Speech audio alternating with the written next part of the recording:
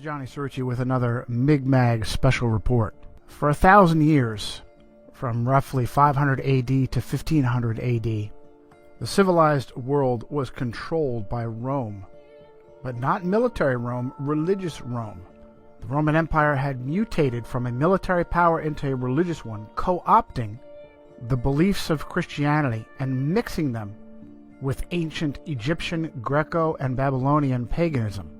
Christian doctrine that came directly from Jesus Christ and was transcribed in the Bible stated that each individual had the liberty and independence to govern their own salvation by cultivating a personal relationship with Jesus Christ.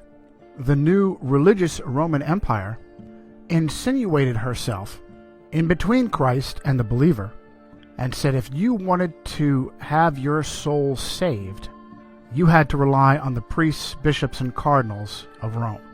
This was the worst kind of slavery because it was a slavery of disinformation. Now and again, sincere Bible-believing Christians like the Waldensians of the Alps, the Albigensians, Jerome of Prague, John Wycliffe and his Lollards, Jan Hus of Bohemia, would rebel against this Roman rule and show Christians that Vatican doctrines claiming that you needed Rome to ensure your salvation were contradicted by the Bible. As a result, the papacy strictly forbade Bibles to be placed into the hands of the common person and only allowed Jerome's Latin Vulgate to be handled by clergy. Men like John Wycliffe painstakingly translated the Vulgate into the language of the people. For Wycliffe, it was English. English Bibles were then slowly and carefully copied and handled by Wycliffe's followers, who handed them out to and taught the people. In response, Roman authorities captured Wycliffe's followers, called Lollards, tied their Bibles around their necks, and burned them alive. It's what so-called Christian Rome did to all of her enemies, including Jerome of Prague and Jan Hus. John Fox's Book of Martyrs, originally titled Acts and Monuments, is completely filled with examples of Catholic authorities torturing and murdering Christians. And when a Lollard was burned with a Bible hanging around his neck, it was a terrible loss, because not only were Christians being burned alive, but hand-copied Bibles were irreplaceable. But in 1517, a new rebel stepped up, an Augustinian monk from Germany named Martin Luther.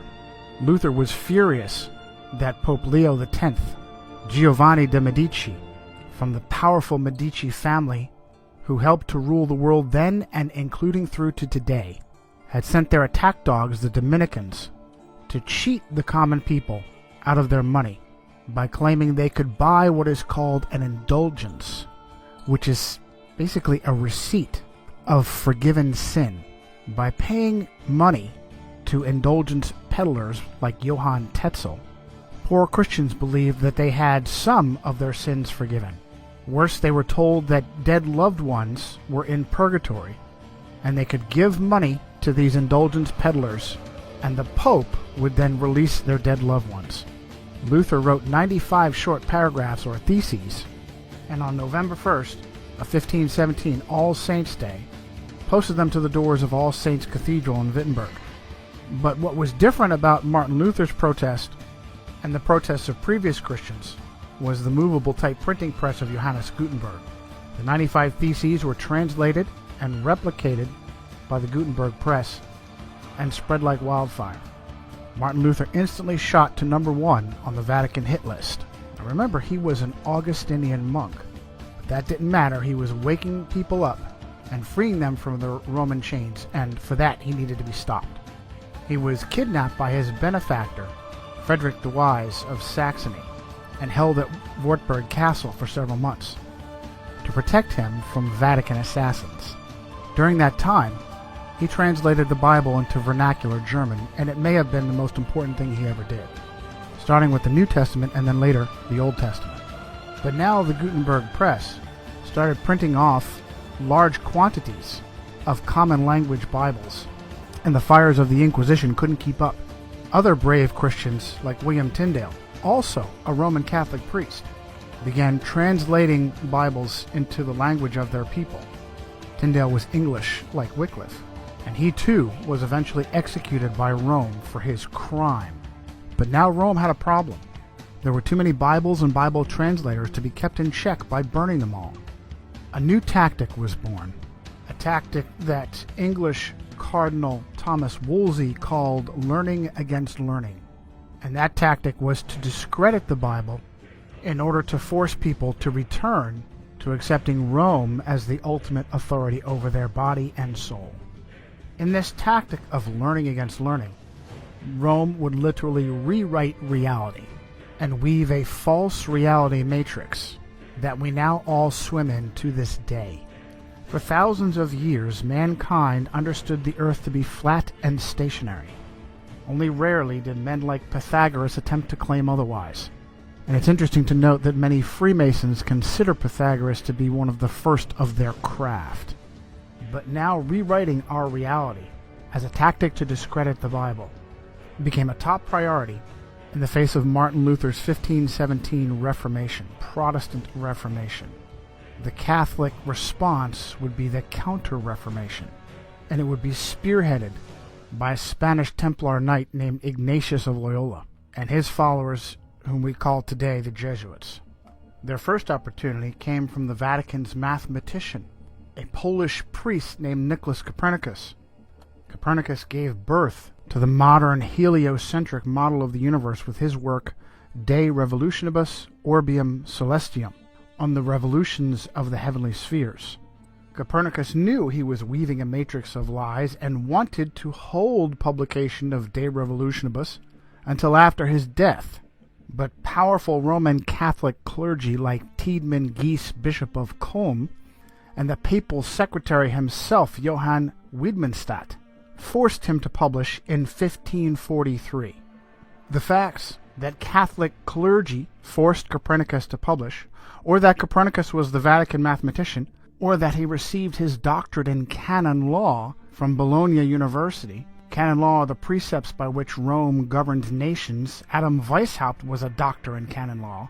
Or that he was a Roman Catholic priest. These have all been swept under the carpet. But Copernicus never married, and even the Catholic Encyclopedia had to note that in 1537 King Sigismund of Poland put Copernicus's name on the list of 4 candidates for the vacant episcopal seat of Ermland, which makes it probable that at least in later life he had entered the priesthood. Also swept under the carpet has been the timing of the publication of De Revolutionibus, right on the heels of Martin Luther's Protestant Reformation. And if that's not clear enough for you, how about this? A Vatican agent named Georg Joachim Redicus, who was originally born Georg de Porus, had insinuated himself into the Luther Reformation and was in Wittenberg when he left to become a close student of Copernicus. Sources like Wikipedia claim that Redicus was sent from reformer Philip Melanchthon, a dear friend of Martin Luther. But it is absolutely Roman Catholic disinformation. In the Table Talk of Martin Luther, the great reformer is quoted as having said, "There is talk of a new astrologer who wants to prove that the earth moves and goes round instead of the sky, the sun, the moon, just as if somebody were moving in a carriage or a ship might hold that he was sitting still and at rest while the earth and the trees walked and moved. But that is how things are nowadays. When a man wishes to be clever, he must needs invent something special, and the way he does it, he must needs be the best. The fool wants to turn the whole art of astronomy upside down. However, as Holy Scripture tells us, so did Joshua bid the sun to stand still, and not the earth." In his lectures on the book of Genesis, Luther said, "We Christians must be different from the philosophers in the way we think about the causes of these things. And if some are beyond our comprehension, like those before us concerning the waters above the heavens, we must believe them and admit our lack of knowledge rather than either wickedly deny them or presumptuously interpret them in conformity with our own understanding." The great reformer Jean Calvin, also known as John Calvin, called Copernicus a dreamer who has a spirit of bitterness and contradiction, reprove everything and prevent the order of nature. We will see some who are so deranged, Calvin said, not only in religion, but who in all things reveal their monstrous nature, that they will say that the sun does not move, and that it is the earth which shifts and turns. When we see such minds, we must indeed confess that the devil possesses them, and that God sets them before us as mirrors in order to keep us in his fear. So it is with all who argue out of pure malice, and that happily make a show of their imprudence. When they are told this is hot, they will reply, no, it is plainly cold. When they are shown an object is black, they will say, no, it is white, and vice versa. Just like the man who said that the snow is black, for although it is perceived and known all to be white, yet he clearly wished to contradict the fact. And so it is that they are madmen who try to change the natural order, and even to dazzle eyes and benumb the senses. Do you think Calvin knew how the Freemasons were used by the Jesuits? When they are shown an object as black, they will say it is white. We're talking about our government here. No, we're talking about a crime, Bill, pure and simple. Y'all gotta start thinking on a different level, like the CIA does. Now, we're through the looking glass here, people. White is black, and black is white. Very quickly, Rome jumped upon this new model of the universe, and Jesuits like Christopher Clavius used Copernicus and his work to fabricate the Gregorian calendar, the calendar we all use. Rightly did the prophet Daniel say in chapter 7, verse 23, that during his vision a being standing near him said, "The fourth beast shall be a fourth kingdom on the earth, which shall be different from all other kingdoms, and shall devour the whole earth, trample it, and break it into pieces. The 10 horns are 10 kings who shall rise from this kingdom, and another shall rise after them. He shall be different from the first ones, and shall subdue 3 kings. He shall speak pompous words against the Most High, shall persecute the saints of the Most High, and intend to change times and laws. And the saints shall be given into his hand for a time." Very quickly did Rome and papal agents like the Jesuits begin to push this new cosmology. She took over astronomy and either pushed out or killed off anyone who contradicted the idea that the Earth was a globe spinning in space and revolving around the sun. Even those that met her halfway didn't keep her happy, and she dealt with them as well. Teague Ottenson Brahe, whose nickname was Tycho, accepted the idea that the Earth was a globe spinning in space, but still believed that his own observations and data proved that the Earth was the center of the solar system and not the sun. This is known as geocentrism. Tycho wanted to follow in the steps of Martin Luther and studied at the University of Wittenberg, but was forced out by the plague. Brahe's life appeared to be frequently in danger, and in 1566 he lost a large portion of his nose in a duel. He was 20 years old at the time. He later died under mysterious circumstances at the very young age of 54. One of those who claimed it was simply an illness, a bladder infection contracted during a banquet in Prague, was his understudy Johannes Kepler. Kepler was a German astronomer and supposedly a Lutheran, yet he had an intimate relationship with Jesuits. In 1597, Archduke Franz Ferdinand II of Austria banished all Protestants, good Roman Catholic that he was, and Kepler fled to Hungary. But the Jesuits intervened and convinced Ferdinand to allow him to return. Kepler grew up with a Jesuit uncle under the same roof of their house in Wilderstadt. Uncle Sidaldus was a Jesuit astrologer who also kept a wife. Upon the unexpected death of Tycho Brahe, Holy Roman Emperor Rudolf II immediately promoted Kepler to replace him as imperial mathematician, and Kepler very quickly went to work, rewriting all of Brahe's observations to be interpreted as heliocentric and not geocentric. In a paper titled Kepler's Relation to the Jesuits, Dr. Jörg Schuppner at the University of Leipzig noted that it is well known that the order of the Jesuits was the most important and the most active Catholic order in the field of science during the 17th and 18th centuries. One field of particularly intensive successful study carried out by the Jesuits was astronomy. Many of their names are associated with the important discoveries in the history of astronomy, such as the discovery and mapping of moon craters. It is nearly impossible to list all the names of those who made serious contributions as astronomers or mathematicians. One aspect of the considerable role the Jesuits played in the history of astronomy was their support of Johannes Kepler. Some of them stood in extensive correspondence with Kepler. Now, it was obvious to protesters like Luther and Calvin that something fishy was going on in Rome, and the papacy needed plausible deniability while she rewrote our reality. That propaganda was presented by Italian astronomer and mathematician Galileo Galilei, and it's absolutely fascinating what user-edited Wikipedia says. In the entry for Galileo Galilei, under the subtitle Galileo, Kepler, and Theories of Tides, Cardinal Bellarmine had written in 1615 that the Copernican system could not be defended without, quote, a true physical demonstration that the sun does not circle the earth, but the earth circles the sun. Galileo considered his theory of the tides to provide that required proof of the motion of the earth. Now, there's no link on the name Cardinal Bellarmine, which is unusual for Wikipedia. Maybe that's because Cardinal Bellarmine was Robert Bellarmine of the Society of Jesus, one of the most powerful Jesuits of his time, who was canonized as saint in 1930 and named a doctor of the church.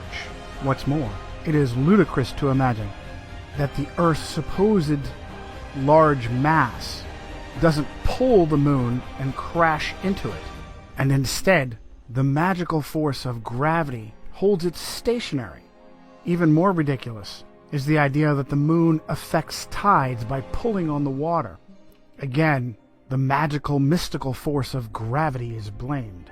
South African author Thomas Winship wrote in 1899 his book Zetetic Cosmogony. If the moon lifted up the water, it is evident that near the land the water would be drawn away and low instead of high tide caused. Again, the velocity and path of the moon are uniform, and it follows that if she exerted any influence on the earth, that influence could only be a uniform influence. But the tides are not uniform. And Winship uses examples from South Africa. At Port Natal, the rise and fall is about 6 feet, while at Beira, about 600 miles up the coast, the rise and fall is 26 feet. This effectually settles the matter that the moon has no influence on the tides. But Protestant reformers were on to Rome. She knew she needed a smokescreen, and she provided it. Suddenly, history was rewritten, and rather than pushing with her own agents, like Copernicus, Kepler, Galileo, and others, to rewrite our cosmology, suddenly the papacy was a defender of the flat earth. Well, just look what they did to poor Galileo.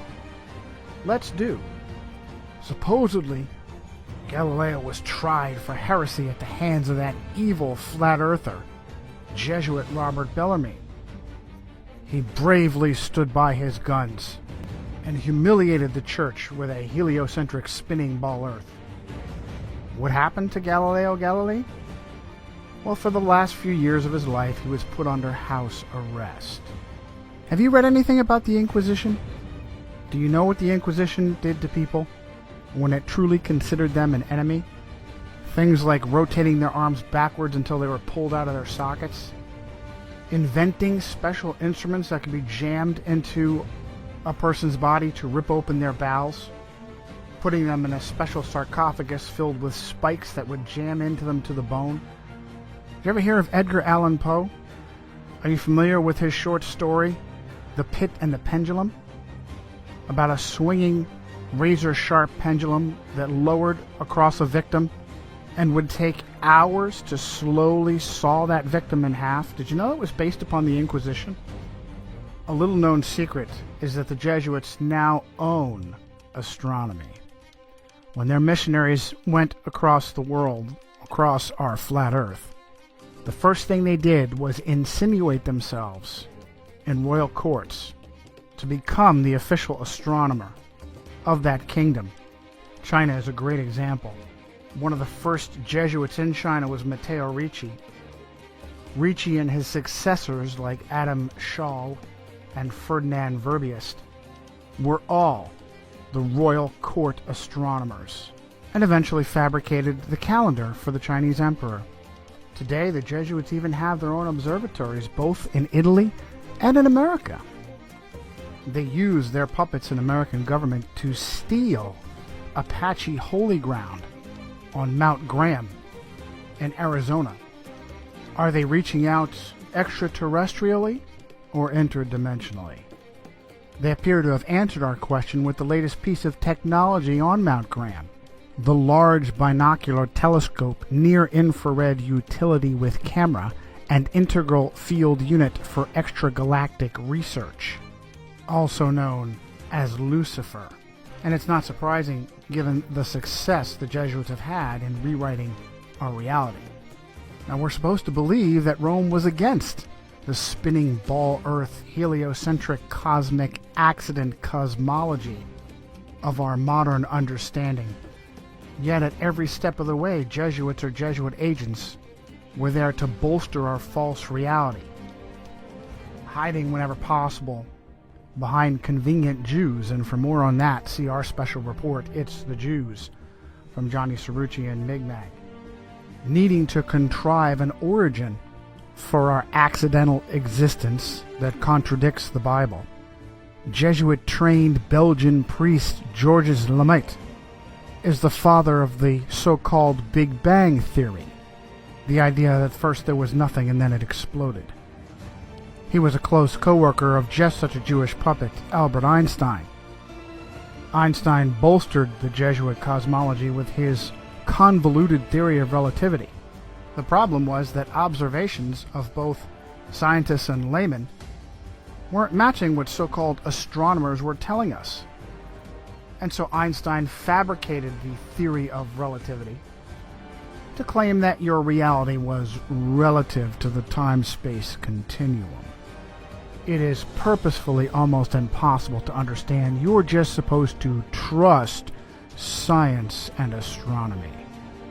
The Jesuits then jumped on with dinosaurs and Charles Darwin to claim the Earth is billions of years old. And wherever Darwin's theory of evolution had holes, Jesuits stepped up to fill the gap. Jesuits like Pierre Teilhard de Chardin, the father of the New Age, after fabricating the ape-like pre-humans that we supposedly came from, even students of evolution became concerned that there was a, quote, missing link between primitive apes and modern humans. A discovery was made in 1912 to bridge that gap. Having been found in Piltdown, East Sussex, England, it was named Piltdown Man. Unfortunately, it was also found to be a hoax. The skull of a small human with the altered mandible and teeth of an orangutan. Sometime later, paleontologist Stephen Jay Gould uncovered the father of that hoax, a Jesuit priest named Pierre Teilhard de Chardin. There are many such examples in archaeology and paleontology, and yet no one asks, why would so-called scientists be fabricating evidence? The goal was to discredit the Bible, and it has been resoundingly successful. Without the spinning ball Earth, Darwinian dinosaur cosmic accident, the Bible is a science textbook. With it, critics laugh and question the Bible, and instead look to human authorities to save their souls, such as the Vicar of Christ himself, who is for the first time in Roman Catholic history a Jesuit priest. This has been Johnny Cerrucci for a Migmag Special Report.